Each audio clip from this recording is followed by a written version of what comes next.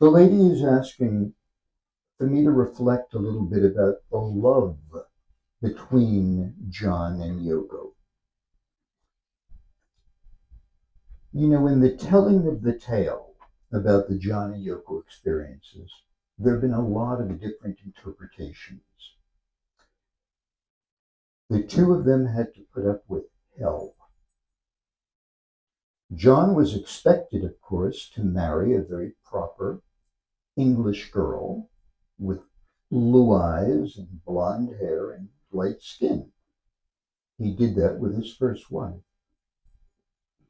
When Yoko appeared, this avant-garde artist out of nowhere, who did not particularly conform to people's expectations, they were vilified. And the only thing that allowed them to survive was the love that they shared between the two of them, which was eternal. Yoko was the only woman that John chose to spend his life with. And yes, they had a separation. And yes, he came to Los Angeles with an assistant of theirs, and the assistant and John would ultimately have an affair and a relationship and a romance. But at the end of the day, John returned to Yoko, had a child with her, remained faithful to her. And I dare say that if he was with us right now, he'd be with his wife. You're asking, what made the love work? What was the formula, the glue that held them together? I think this is a question that almost everybody can relate to.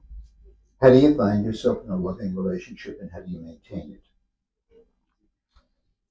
And I dare say or think that maybe half the people in this room might not be in a loving relationship with a partner and are searching for that.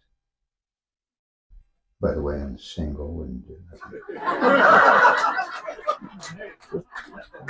just saying. And of course, the answer is, if I knew, I wouldn't be going home tonight alone.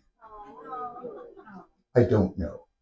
And this is not an attempt at being lugubrious or pulling on heartstrings. We're living in the most unromantic times, perhaps ever. And for people to just think of what it's like to be born in 2025 and what life will be like 17 years later for such a child. Will love be replaced by robots? Will talk? Well, talk has already been replaced by texts. Texts have already been replaced by emojis, signs. We're in a pre-verbal lifespan. Marriage? Love? Maybe there are others who have plans for our destiny, but it's not God's way.